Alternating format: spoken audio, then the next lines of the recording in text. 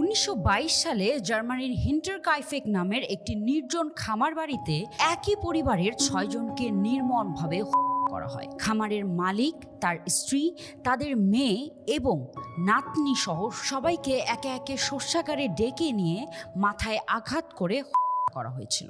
সবচেয়ে ভয়ঙ্কর বিষয় ছিল তারপরও কেউ কয়েকদিন সেই বাড়িতে থেকেছে।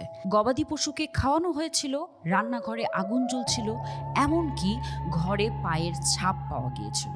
অর্থাৎ খুনি হওয়ার পর পালায়নি।